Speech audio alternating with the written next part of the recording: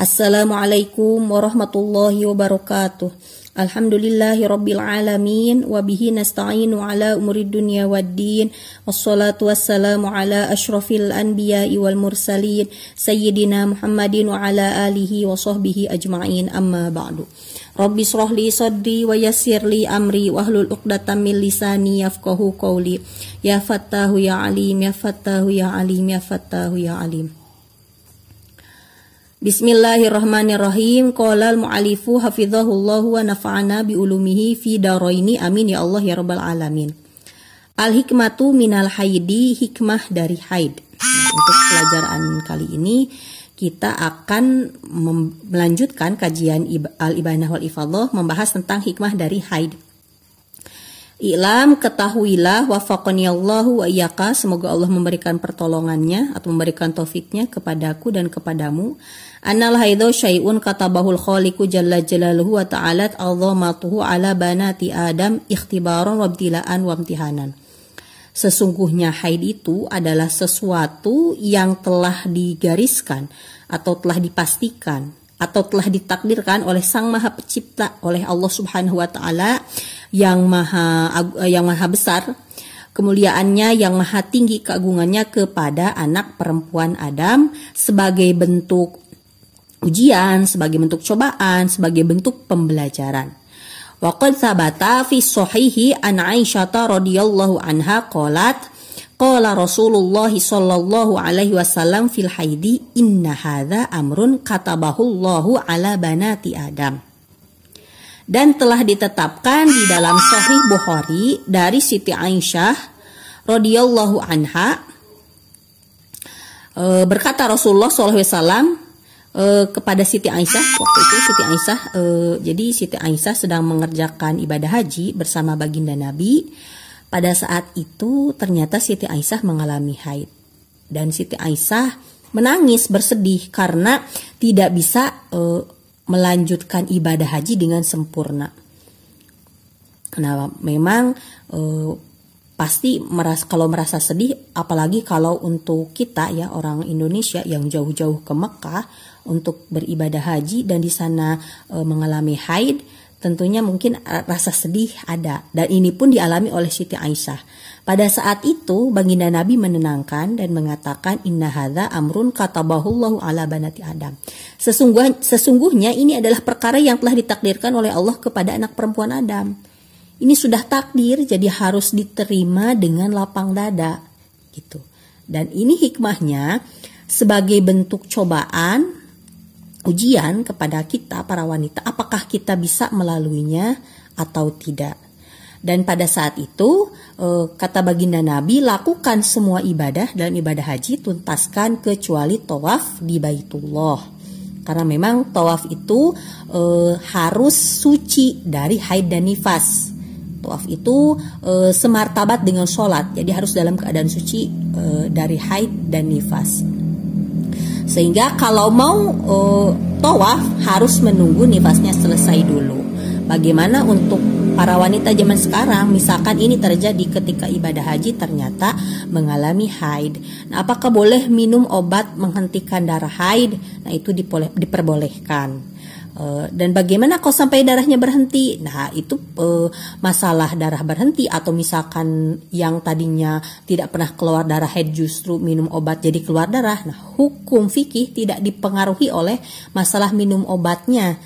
Pokoknya aturannya keluar darah dalam waktu yang yang memenuhi syarat haid, berarti itu haid. Kemudian apabila sedang keluar darah kemudian berhenti, ya berarti itu suci. Mengenai minum obatnya itu tidak mempengaruhi hukum fikihnya.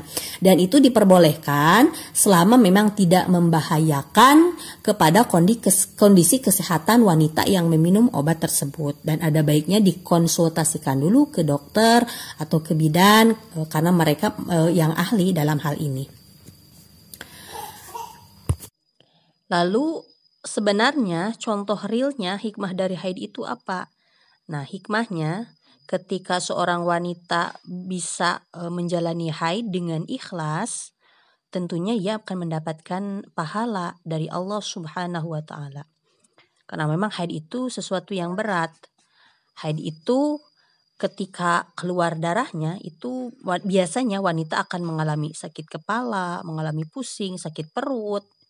Intinya badannya menjadi sakit, banyak yang dirasakan, dan itu tentunya menjadi cobaan bagi wanita. Nah, bagaimana wanita itu bisa sabar atau tidak menghadapi hal tersebut. Kemudian ketika wanita haid juga wanita dilatih untuk membersihkan najis atau kotoran haid ini.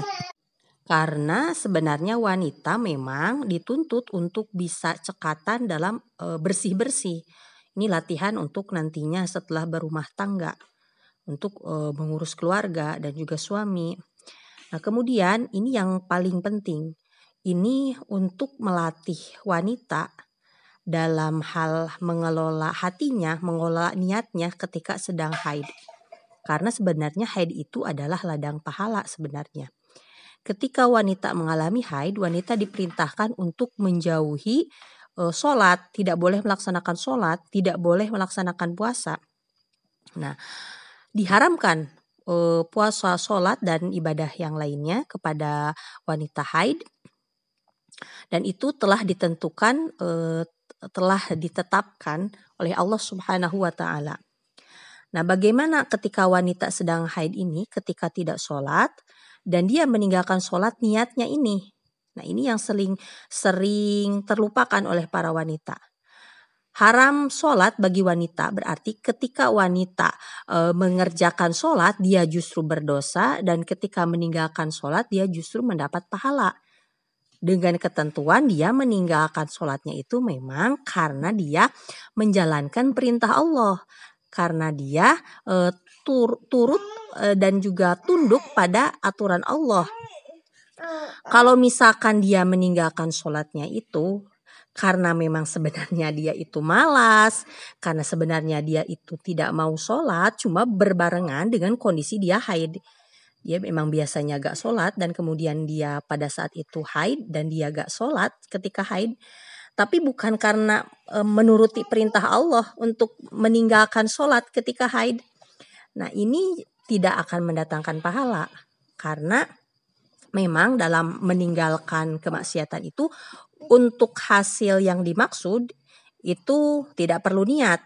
Tapi untuk hasil pahala itu tetap perlu niat. Gitu. Karena untuk membedakan mana ibadah dan mana yang bukan ibadah. Jadi jangan sampai lupa kita sebagai wanita ketika haid, ketika meninggalkan sholat, niatkan tidak sholatnya kita pada saat itu adalah karena menuruti perintah Allah, taat kepada aturan Allah, kepada aturan syariat agama Islam. Nah, itulah yang dapat saya sampaikan untuk kesempatan kali ini. Semoga ada manfaatnya. Hadanallahu wa iyyakum ajma'in. Wabillahi taufiq wal hidayah. Wassalamualaikum warahmatullahi wabarakatuh.